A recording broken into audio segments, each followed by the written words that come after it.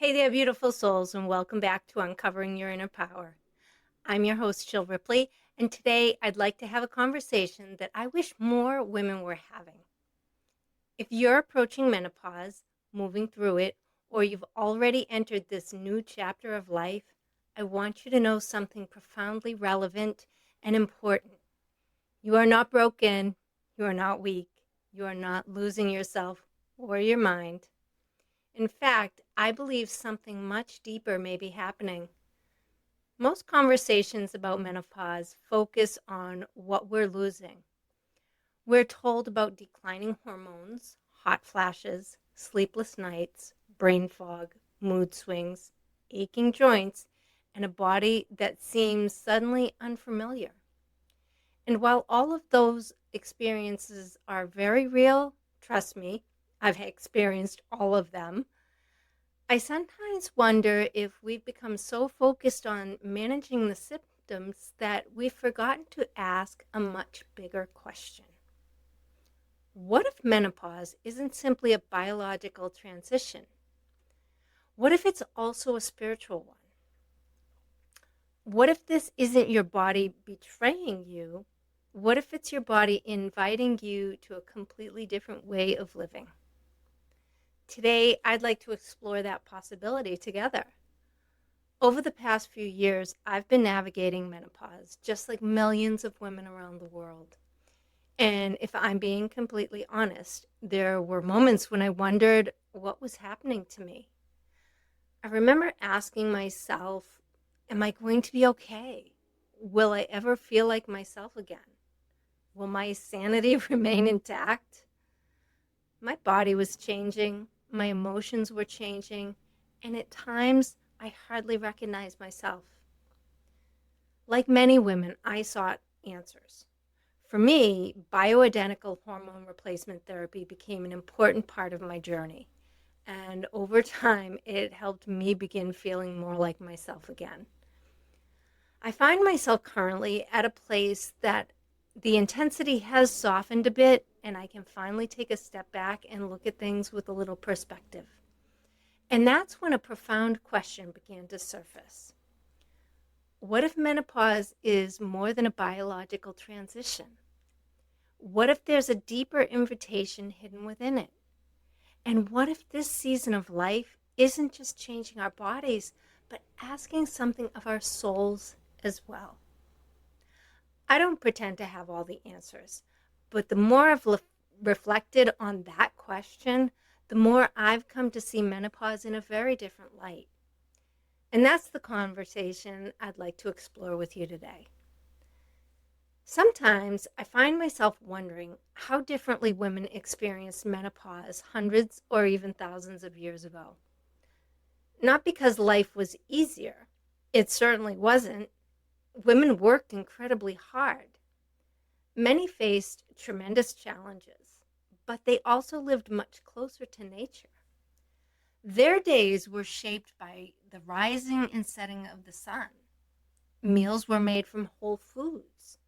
Movement happened naturally throughout the day. Communities were often close-knit, and life unfolded at a slower pace. Now compare that to the world we live in today. Artificial light keeps us awake long after sunset. Our nervous systems rarely get a chance to fully rest.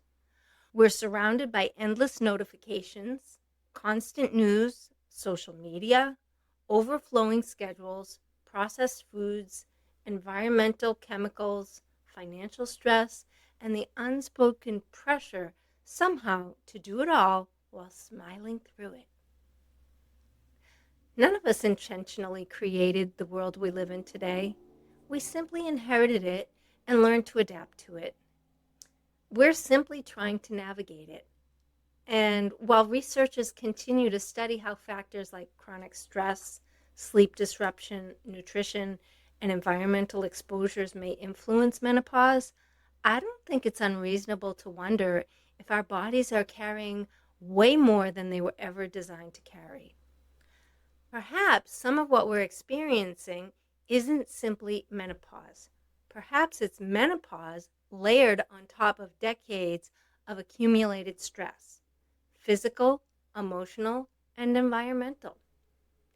One of the things I've noticed, both in my own life and in conversations with other women, is that menopause often brings much more than physical symptoms. It brings questions, questions that perhaps we've been too busy to ask until now. Who am I now? What truly matters to me? What parts of my life no longer feel aligned? What do I want to do in the next chapter of my life? For many of us, our younger years were spent looking outward, building careers, raising children, supporting partners, caring for aging parents, meeting expectations, and trying to keep everyone else happy. Many of us became so good at taking care of everyone around us that somewhere along the way, we stopped asking ourselves what we need. Then something shifts, almost mysteriously. Somewhere around menopause, many women begin asking entirely different questions. Not what do they need, but what do I need? Not what will everyone else think, but what feels true to me. Those aren't simply hormonal questions, they're soul questions. And perhaps that's one of the greatest gifts that this season offers us. I've been thinking a lot about this lately. What if menopause isn't the end of something? What if it's the beginning of inner authority? A while back, I recorded an episode about the wisdom of the crone, not as the harsh stereotype our culture has often portrayed, but as the wise woman within us. The woman who has lived, loved, lost, healed, and gathered the kind of wisdom that can only come through experience. As I've been reflecting on menopause, I keep coming back to that conversation. Perhaps this season of life isn't about becoming less. Perhaps it's the very doorway into that deeper wisdom we've been growing towards all along. I'll put the link to episode 43 in the show notes if you're interested in going back to check it out. For most of our lives, we're taught to seek answers outside ourselves. We're told who we should be, how we should look, what success looks like, how productive we should be, how much we should accomplish, and how much we should sacrifice. But eventually, many women reach a point where that external validation simply doesn't satisfy them anymore. Something inside begins whispering, there has to be more. I don't think that's something to fear. I think it's wisdom. It's the quiet voice we've often ignored because life was simply too busy. Perhaps menopause isn't taking our power away. Perhaps it's helping us remember where our power has been all along, and that's within. As many of you know, I've spent years on my own healing journey. I've worked through trauma. I've questioned old beliefs. I've learned to set healthier boundaries. I've discovered the incredible gift of meditation. And I've found myself spending more time in nature, slowing down and creating space to simply listen. As I've moved through menopause, I've noticed something unexpected. I've become less interested in proving myself to the world and much more interested in understanding myself and trusting the quiet wisdom that dwells within all of us. I am less concerned about fitting into everyone else's expectations and more interested in living authentically. I wasn't trying to become someone new. I think I was remembering who I'd always been underneath all the roles I'd played. For me, menopause hasn't simply been about changing hormones. It's been about changing identity. And that hasn't always been easy, but it has been incredibly meaningful. Perhaps some of the uncomfortable symptoms menopause brings aren't simply something to endure. Perhaps they're invitations to begin paying closer attention to ourselves and to the remarkable body that has carried us through every season of our lives. One thing I've learned is that our culture teaches us to fight almost everything. Fight aging, fight wrinkles, fight fatigue, weight gain, and even time itself. But what if fighting isn't always the answer? What if our bodies aren't the enemies to conquer? What if they are wise companions trying to get our attention? When my body asks for more rest, can I listen? When it asks me to slow down, can I trust it?